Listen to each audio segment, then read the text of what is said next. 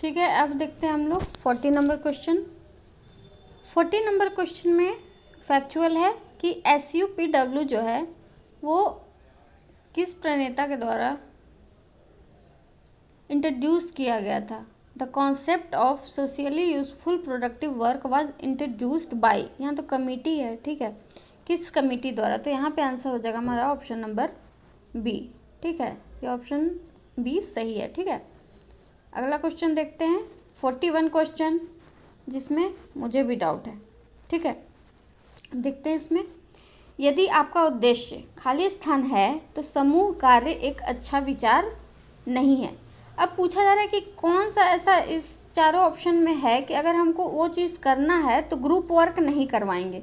तो पहला ऑप्शन देखते हैं कि समन्वय और साझाकरण में सुधार करना है, मतलब कोऑर्डिनेशन बनाना है, शेयरिंग को इम्प्रूव करना है, तो ऑब्वियसली हम लोग ग्रुप वर्क करवाएंगे। ठीक है, दूसरा देखते हैं कार्य और जिम्मेदारी का विभाजन करना है, तो ग्रुप वर्क करवाएंगे।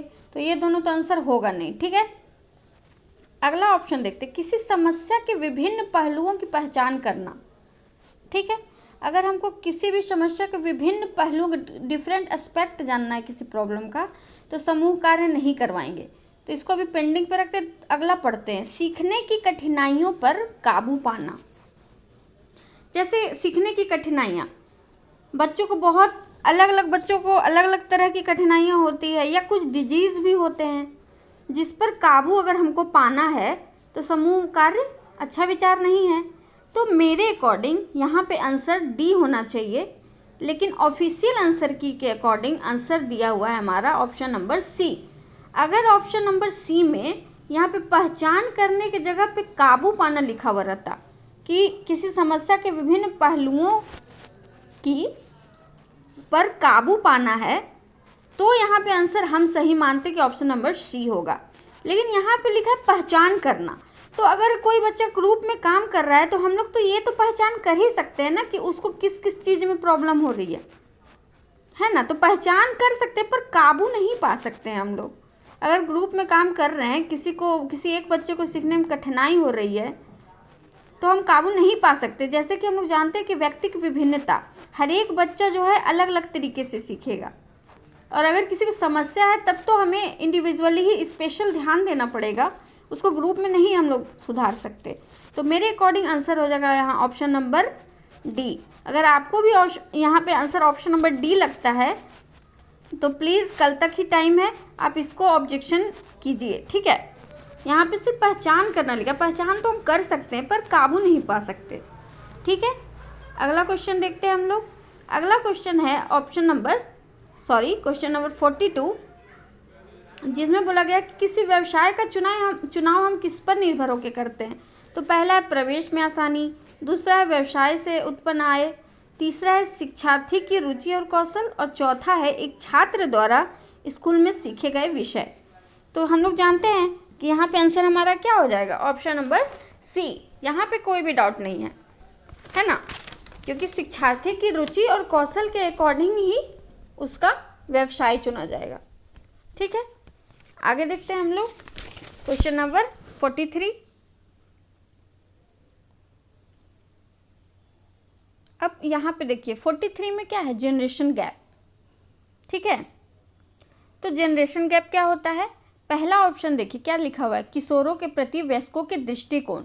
इसको जनरेशन गैप नहीं बोलते हैं। ठीक है, कि हम क्या सोचते हैं, है ना, इसको गैप नहीं बोलते हैं। तीसरा है किशोरों की समस्या, चौथा किशोरों की बढ़ती जागरूकता, ये सब आंसर नहीं होगा। जनरेशन गैप किसको बोलते हैं, जैसे जो हमारे वैल्यूज है, जो हमारी सोच है, और जो हमारे मम्मी पापा की सोच है या हमारे दादा दादी की सोच है, दोनों वैल्यूज में जो डिफरेंस होता है ना, उसी को बोलते हैं जनरेशन गैप। जो यहाँ पे ऑप्शन नंबर बी में लिखा हुआ है, विभिन्न आयु समूहों के मूल्यों में अंतर।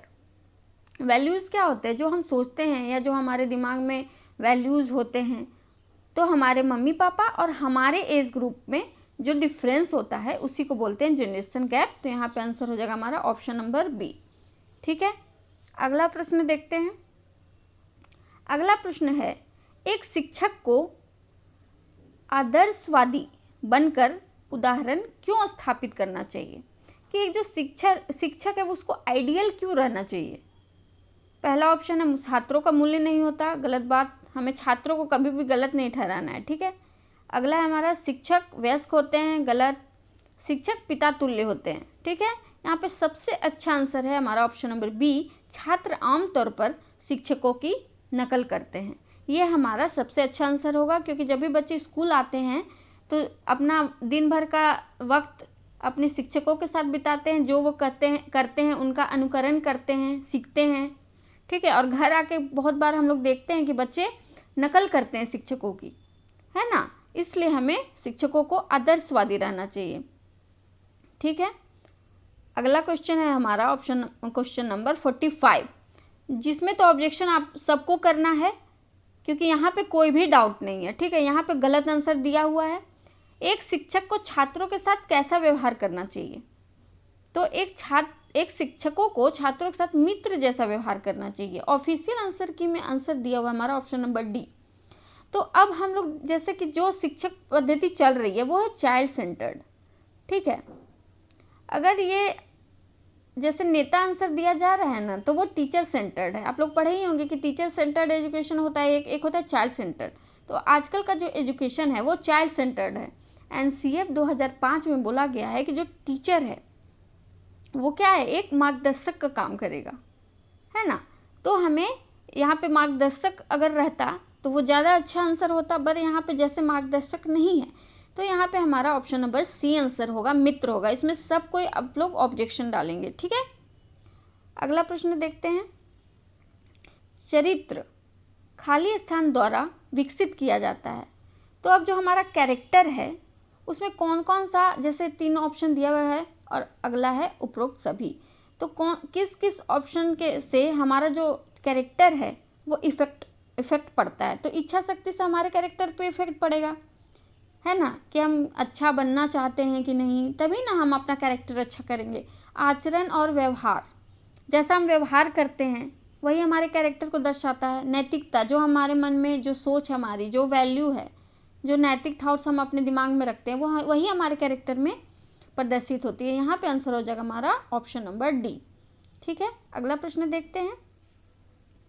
अगला प्रश्न है 47, जो कि फैक्चुअल प्रश्न है। यहाँ पे आंसर है हमारा दिया हुआ ऑप्शनल आंसर की में ऑप्शन नंबर ए, ठीक है। अगला प्रश्न देखते हैं। अगला प्रश्न है 48, जिसमें बोला गया है कि फादर ऑफ साइको एनालिसिस, ठीक है। तो 2 चीज़ था हम लोग के पास, एक था साइको एनालिसिस, एक था साइको सोशल। तो ये कन्फ्यूजन वाला था, पर यहाँ पे आंसर हो जाएगा हमारा ऑप्शन नंबर डी। इसमें कोई भी कन्फ्यूजन नहीं है। साइको एनालिसिस के फादर सिगमंड फ्राइड को ही बोला गया है, ठीक है।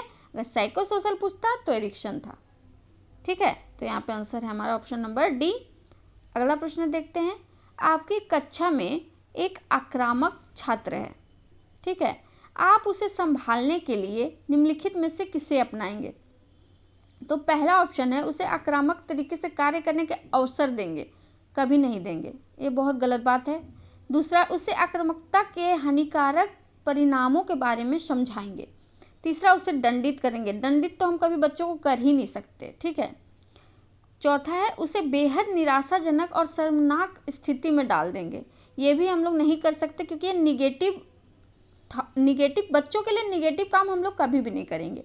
तो यहाँ पे हमारा आंसर हो जाएगा ऑप्शन नंबर बी। उसे आक्रामकता मतलब अग्रेशन से जो हार्मफुल चीज़ें हैं, हमें क्या मतलब उसका नुकसान क्या क्या हो सकता है, वो सब उसको समझाएंगे ताकि वो समझ जाए और अपना वो व्यवहार छोड़ दें, ठीक है। अगला प्रश्न देखते हैं।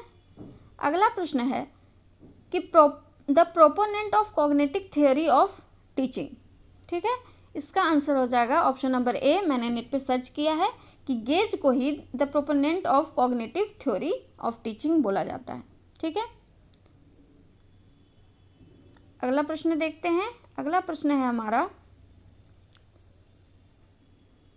सॉरी इधर उधर हो गया है। अगला प्रश्न हमारा 51 है, ठीक है। 51 में देखिए, अब इसमें भी डाउट है, लेकिन मैं बहुत ज़्यादा क्लियर हूँ। पहला जैसे क्वेश्चन देखते हैं, ठीक है। कक्षा में बात करना और अनुशासनहीनता खाली स्थान का संकेत है, ठीक है। अब इसमें बहुत सारे बच्चों ने आंसर दिया होगा अनुशासनहीन छात्र। तब पर आप लोग एक बात ध्यान दीजिएगा कि जो भी हम लोग टीचिंग एप्टीट्यूड में आंसर देते हैं ना, तो बच्चों को कभी भी गलत मत ठहराइएगा, वो आंसर नहीं होता है, ठीक है। तो यहाँ पे ये आंसर नहीं होगा, अनुशासनहीन छात्र आंसर कभी नहीं होगा, ठीक है। दूसरा है दोहराव के कारण बोरियत, तीसरा है सिखाई गई चीज़ों के बारे में भ्रम, और चौथा है व्याख्यान बिंदुओं का सारांश नहीं करना। ये तो कोई तुक नहीं है इस क्वेश्चन का, ठीक है। अब डाउट है 2 में, मेरे अनुसार आंसर होना चाहिए ऑप्शन नंबर सी, और ऑफिशियल आंसर की में आंसर दिया गया है बी, ठीक है। अब मेरे फैक्ट्स सुनिए कि मेरे अकॉर्डिंग क्यों होना चाहिए ऑप्शन नंबर सी, ठीक है। और जैसे उन्होंने जवाब दिया है दोहराव के कारण बोरियत, ठीक है। तो ये एक निगेटिव पर्सपेक्टिव है टीचिंग का भी और चाइल्ड का भी, मतलब स्टूडेंट पढ़ने में ध्यान नहीं दे रहा है, या तो शिक्षक जो है वो अच्छे तरीके से पढ़ा नहीं पा रहा है। तो यहाँ पे आंसर दोनों हो सकता है, लेकिन हम लोग जाते हैं जो ज़्यादा सटीक आंसर है। तो अब देखिए तीसरा में क्या बोला गया है कि सिखाई गई चीज़ों के बारे में भ्रम, ठीक है। अब जैसे हम लोग कक्षा में कोई चीज़ बताए हैं, बच्चों को डाउट हो रहा है कि नहीं ये नहीं होना चाहिए, वो नहीं होना चाहिए, तो आपस में बातचीत करने लगते हैं, ठीक है। तो ये एक सकारात्मक पक्ष हुआ सीखने का, कि बच्चे कुछ सीख रहे हैं, उनको समझ में नहीं आ रहा है तो वो अपने में बात कर रहे हैं। ये इस वजह से कक्षा में गुनगुनाहट की आवाज़ आ रही है या कक्षा में बात हो रही है, ठीक है। तो मेरे अनुसार आंसर यहाँ पे ऑप्शन नंबर सी होना चाहिए। अगर आपको भी ऑप्शन नंबर सी लगता है तो आप ऑब्जेक्शन रेज कर सकते हैं इस पर, ठीक है। अनुशासनहीन छात्र नहीं होगा, ठीक है। और दोहराव के कारण बोरियत एक निगेटिव पर्सपेक्टिव को शो कर रहा है, इससे ज़्यादा अच्छा आंसर हमारा ऑप्शन नंबर सी है, ठीक है। अगला प्रश्न देखते हैं, आपके पास लड़कों और लड़कियों की एक मिश्रित कक्षा है, उनके बीच सहयोग को बढ़ाने के लिए आप कौन सा तरीका अपनाएंगे? पहला क्या है, माता पिता से समानता पर चर्चा करने के लिए कहेंगे। दूसरा है लड़कों और लड़कियों को एक बेंच साझा करने के लिए कहेंगे। तीसरा, उन कार्यों को निर्धारित करना जिन्हें एक साथ करना है। और चौथा, पाठों में समानता की बात करना। तो जैसे मैंने आपको एक क्वेश्चन में जहाँ मुझे डाउट था, तो मैंने आपको क्या कहा था कि ज़्यादा से ज़्यादा सक्रिय करना है। तो इसमें सक्रिय हम लोग कहाँ पे कर रहे हैं? ऑप्शन नंबर सी में, कि उन लोग को ऐसा कार्य दे रहे हैं कि वो लोग साथ रह के करेंगे, उससे वो लोग ज़्यादा एक्टिव होंगे, एक दूसरे को ज़्यादा जानेंगे। अब हम लोग चर्चा कर दिए, उससे क्या हो जाएगा? ये हो गया टीचर सेंटर्ड, कि हम अपने अकॉर्डिंग अपनी बातें बता दिए। पर यहाँ पे क्या किए, ऐसा कार्य उनको दे दिए, सक्रिय कर दिए, ठीक है। शायद आपको कुछ समझ में आ रहा होगा कि हम क्या कहना चाह रहे हैं, ठीक है। तो यहाँ पे आंसर हो जाएगा हमारा ऑप्शन नंबर सी, जिसको ऑफिशियल आंसर की में भी सी ही बोला गया है, ठीक है। अब अगला प्रश्न देखिए, ये भी डाउटफुल है मेरे लिए। अगला प्रश्न है, शिक्षा में सजा का प्रमुख नुकसान यह है कि शिक्षा में जो सजा है, ठीक है, उसका प्रमुख नुकसान क्या है? तो पहला ऑप्शन है, यह अप्रिय भावनाओं को उत्पन्न करता है, ठीक है। दूसरा ऑप्शन, यह समस्या को स्थायी रूप से हल नहीं करता। तीसरा है, यह टीम वर्क को रोकता है। तो ये कोई तुक नहीं बनता और ये भी नहीं होगा। अब बचा हमारे पास 2। ऑफिशियल आंसर की में आंसर दिया हुआ है ए, और मेरे अनुसार आंसर होगा बी। अब देखते हैं क्यों पूछा जा रहा है कि सजा का नुकसान क्या है, प्रमुख नुकसान। तो पहला जो ऑप्शन है, यह अप्रिय भावनाओं को उत्पन्न करता है, ये तो होगा ही, ठीक है। ये तो जनरल बात है कि अगर आप मारेंगे या बच्चों के अगेंस्ट जाके काम करेंगे तो अप्रिय भावनाएं उत्पन्न होगी ही, ठीक है। हम ये नहीं कह रहे हैं कि ये गलत है, पर ये जनरल है, पूछ रहा है प्रमुख, ठीक है। ज़्यादा मेजर डिसएडवांटेज क्या है? तो दूसरा क्या है, ये समस्याओं को स्थायी रूप से हल नहीं करता। ये आंसर बहुत ही सही है, मेरे अकॉर्डिंग तो यही आंसर होना चाहिए था, ठीक है। और मैंने ऑब्जेक्शन रेज भी किया है। तो यहाँ पे देखिए, अब मैं समझाती हूँ कि जैसे किसी छात्र को है, वो आपके पास कोई समस्या लेकर आया, आपने क्या किया, उसको 2 थप्पड़ लगा दिए, जो कि लगाना नहीं है, बट इसमें आप क्वेश्चन पूछा है तो मैं बस एग्जांपल देके बता रही हूँ कि आपने 2 थप्पड़ लगा दिया, तो वो चुपचाप जाके बैठ जाएगा। तो इससे क्या होगा कि उसकी समस्या हल हो गई? नहीं, वो स्थायी रूप से कभी हल नहीं हुई। वो क्या हुआ, एक अस्थायी रूप से चुप हो गया, जो कि बहुत बड़ा नुकसान है, ठीक है। तो मेरे अकॉर्डिंग आंसर यहाँ पे ऑप्शन नंबर बी होना चाहिए, ठीक है। आप प्लीज़ ऑब्जेक्शन रेज करें क्योंकि आंसर यहाँ पे बी ही होगा, ठीक है। अगला क्वेश्चन देखते हैं।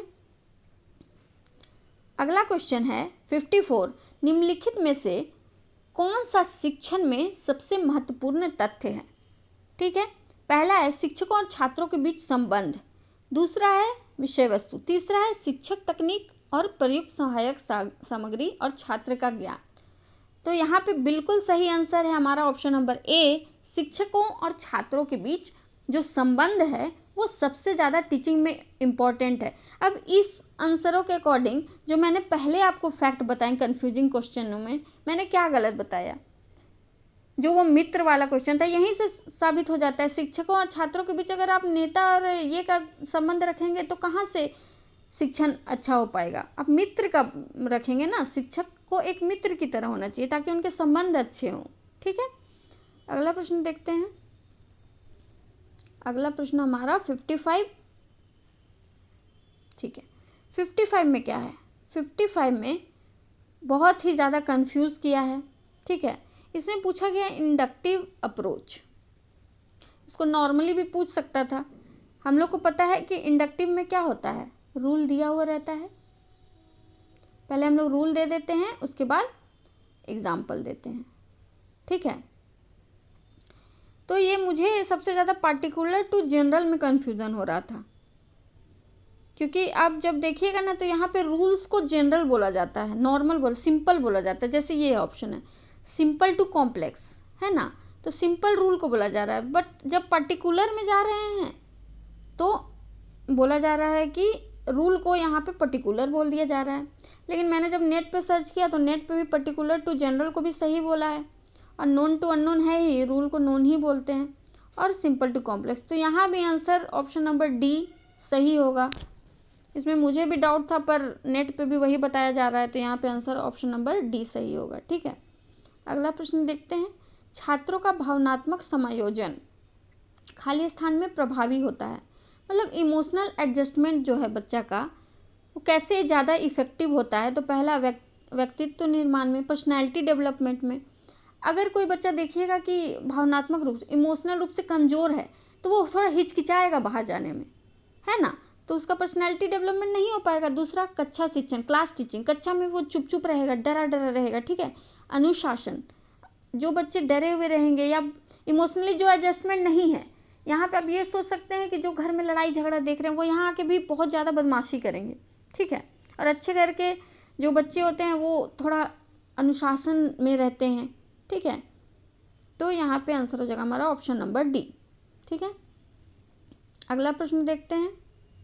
अगला प्रश्न पूछा कि जो ब्लैक बोर्ड है वो कौन सी श्रेणी में आता है? तो ब्लैक बोर्ड को क्या कर सकते हैं हम लोग? सिर्फ देख सकते हैं ना, तो देखने वाली चीज़ हमारी होती है विजुअल। ठीक है, सुन थोड़ी सकते हैं ब्लैक बोर्ड को। ठीक है, इसमें स्मार्ट ब्लैक बोर्ड नहीं बोला है, इसमें सिर्फ ब्लैक बोर्ड बोला है। तो यहाँ पे आंसर हो जाएगा हमारा ऑप्शन नंबर बी। ठीक है, अब देखिए अगला क्वेश्चन एकदम फैक्चुअल क्वेश्चन। ठीक है, फिर भी बहुत लोगों को डाउट हुआ होगा। अब इसमें देखिए कम्युनिकेशन दो तरह का होता है, एक है इंट्रा, ठीक है, और एक है इंटर। अब इंट्रा का मतलब होता है खुद से बात करना।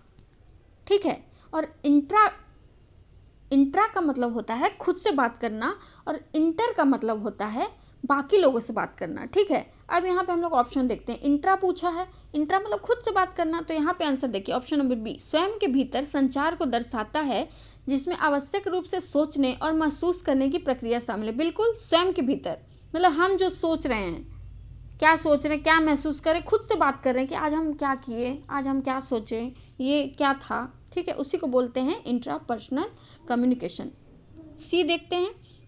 एक ऐसी प्रक्रिया है जिसमें व्यक्ति अपने आप से होशपूर्ण और या अचेतन रूप से जुड़ते हैं, मतलब जब हम जगे हुए हैं या हम सोए हुए हैं। ठीक है, तो जब हम अपने से बात, ये भी सेम ही बोल रहा है कि जब हम खुद से बात करते हैं। ठीक है, तो यहाँ पे आंसर हो जाएगा हमारा ऑप्शन नंबर बी और सी। अब पहला क्या है, दूसरे व्यक्ति के साथ, तो अभी मैंने क्या बताया, दूसरे व्यक्ति के साथ रहेगा तो क्या होगा, इंटर। ठीक है, तो यहाँ पे आंसर बिल्कुल सही है, ऑप्शन नंबर डी। ठीक है, अगला प्रश्न देखते हैं हम लोग 59। ठीक है, अब 59 नंबर में क्या पूछ रहा है, 59 में पूछ रहा है ऑथोरिटेरियन टीचिंग स्ट्रैटेजीज, अधिकारवादी जो शिक्षण विधि है वो क्या है? तो जैसा मैंने अभी आपको बताया कि 2 तरह के टीचिंग स्ट्रैटेजी होते हैं, एक होती है चाइल्ड सेंटर्ड, एक होती है टीचर सेंटर्ड। देखिए यहाँ पे लिखा हुआ है टीचर सेंटर्ड, चाइल्ड सेंटर्ड। तो जो अधिकारवादी है कि टीचर क्या करेगा, सत्तावादी बात करेगा, एकदम जो टीचर बोल दिया वो बोल दिया, वही जो नेता का रूप है ना। तो इसका आंसर हो जाएगा हमारा ऑप्शन नंबर ए। ठीक है, कोई दिक्कत नहीं है इसमें। अगला प्रश्न देखते हैं, नैतिक विकास के महत्वपूर्ण सिद्धांत, जो मोरल डेवलपमेंट का सिद्धांत है वो किसने दिया है। तो हमें पता है कि इसको किसने दिया है, कोलबर्ग ने दिया है। ठीक है, अगला प्रश्न देखते हैं, पारस्परिक संचार। अब देखिए यहाँ पे क्या है, इंटरपर्सनल। अभी मैंने क्या बताया था, इंटरपर्सनल, सेम यहाँ पे ऑप्शंस हैं। तो ये दोनों हो गया हमारा इंट्रापर्सनल, तो जो बच गया वो हो गया हमारा इंटरपर्सनल। दूसरे व्यक्ति से बात करना वो होता है इंटरपर्सनल। ठीक है, कोई दिक्कत नहीं है। अगला प्रश्न देखिए, अगला प्रश्न है 62, जिसमें फिर से पूछा गया है इंट्रापर्सनल।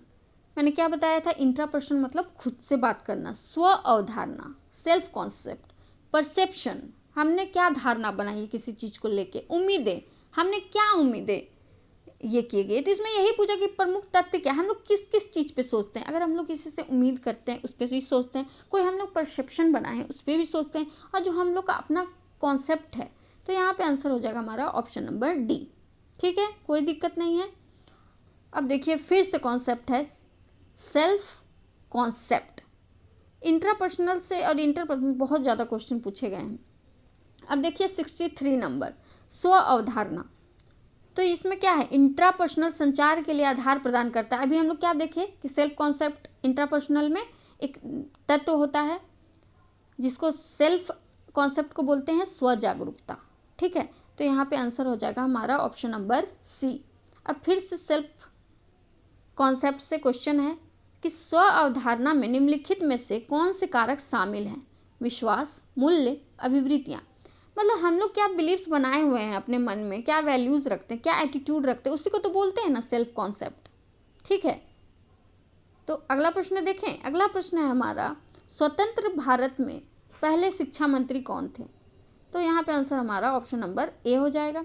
अगला प्रश्न देखिए, बहुत ही कंफ्यूजिंग था कि युवा किशोर जो है, यंग एडोलसेंस, वो क्यों रिबेल करते हैं, मतलब विद्रोह क्यों करते हैं।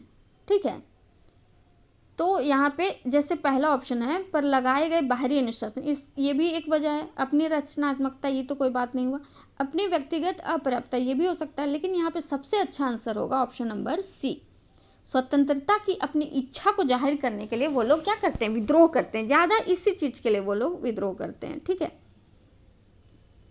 अगला प्रश्न देखते हैं, फैक्चुअल प्रश्न है कि जो Lok Jumbish people movement for education for all किस राज्य ने किया था। तो राजस्थान ने किया था। ठीक है, अगला क्वेश्चन देखते हैं हम लोग। अगला क्वेश्चन है, देखिए फिर से डाउट वाला क्वेश्चन, लेकिन यहाँ पे कुछ फैक्ट्स हैं। वही है कि इसमें पूछा जा रहा है कि ब्लैक बोर्ड का यूज़ हम लोग किस चीज़ में नहीं करते हैं। तो पहला, किसी पैराग्राफ में सुधार। दूसरा है सूचना के आधार पर रिपोर्ट बनाना। सी है यहाँ पे योजनाबद्ध आरेख। और चौथा है तथ्यों के बीच संबंधों का सारांश। तो जब हम लोग योजनाबद्ध आरेख बनाएंगे तो यूज़ करेंगे बोर्ड का, तथ्यों के बीच संबंधों का सारांश बनाएंगे तो भी यूज़ करेंगे ब्लैक बोर्ड का। अब देखिए यहाँ पे रिपोर्ट लिखा है, अब यहाँ पे रिजल्ट लिखता ना तो ज़्यादा इजी पड़ता बच्चों के लिए। ठीक है, लेकिन यहाँ पे लिख दिया रिपोर्ट, जिससे हम भी कंफ्यूज हो गए। तो यहाँ पे रिपोर्ट का मतलब रिजल्ट ही है कि हम लोग को कोई सूचना मिला बच्चों के बारे में, उसके लिए हम लोग रिपोर्ट बना रहे हैं। तो यहाँ पे हम लोग ब्लैक बोर्ड का यूज़ नहीं करेंगे। तो यहाँ पे आंसर होगा हमारा ऑप्शन नंबर बी। ठीक है, अब देखिए 69 नंबर कि the purpose of text book, जो हम लोग को पाठ्य पुस्तक दिया जाता है उसका उद्देश्य क्या है। अब देखिए कैसे कंफ्यूज करता है। पहला क्या पूछ रहा है, एक शिक्षार्थी को पाठ्यक्रम पर आधारित शिक्षा सामग्री। ठीक है, दूसरा ऑप्शन शिक्षकों को शिक्षण का आधार बनाने के लिए एक सामग्री, ये भी सही है। तीसरा परीक्षाओं के लिए आधार और विषय वस्तु बनाने वाली सामग्री, अगर देखा जाए तो ये भी सही है। चौथा शिक्षकों को पठन और संदर्भ सामग्री, ये भी सही है। लेकिन पहले मैंने क्या बताया कि हम लोग हमेशा किसके बारे में बात करेंगे, स्टूडेंट के बारे में, चाइल्ड के बारे में बात करेंगे, क्योंकि आजकल क्या एजुकेशन है, चाइल्ड सेंटर्ड। तो यहाँ पे कौन सा ऑप्शन है जो लर्नर के बारे में बात कर रहा है। तो ऑप्शन नंबर ए, एक शिक्षार्थी को पाठ्यक्रम पर आधारित शिक्षा सामग्री। तो यहाँ पे आंसर हो जाएगा हमारा ऑप्शन नंबर ए। अब आखिरी प्रश्न है, 1813 के जो चार्टर अधिनियम है उसका उद्देश्य क्या था? ठीक है, तो यहाँ पे आंसर दिया गया option number C, Bharatiya Janata में शिक्षा का प्रचार प्रसार। यहाँ पे 1 लाख रुपया दिया गया था भारतीयों में एजुकेशन को फैलाने के लिए। ठीक है, तो इसका आंसर हो जाएगा हमारा ऑप्शन नंबर सी। अब देखिए, अब तो हम लोग डिस्कस कर चुके हैं सारे क्वेश्चंस के आंसर्स को। अब आप लोग हमको कमेंट में बताइएगा कि आपको किस किस क्वेश्चन में डाउट हो रहा है अब भी, या मुझे जिस क्वेश्चन में डाउट है उसमें आप लोग का क्या आंसर है। ठीक है, जिससे मुझे भी थोड़ी सी क्लैरिटी आए। ऑब्जेक्शन करने का समय बहुत कम है, बस कल तक कर सकते हैं। तो आप लोग ऑब्जेक्शन हमको प्लीज़ बताइए कि आपको किस किस क्वेश्चन में डाउट हो रहा है। ठीक है, ताकि थोड़ा क्लैरिटी आए। और टीचिंग एप्टीट्यूड ऐसा ही सब्जेक्ट है कि कोई कोई क्वेश्चन ऐसा रहता है कि आपको चारों ऑप्शन सही लगेंगे और सही होते भी हैं, लेकिन हम लोग को चुनना है कि जो ज़्यादा सही है। ठीक है, तो अगर आपको हेल्पफुल लग रहा है तो प्लीज़ शेयर करें ताकि बाकी लोग भी देख सकें। Okay, thank you.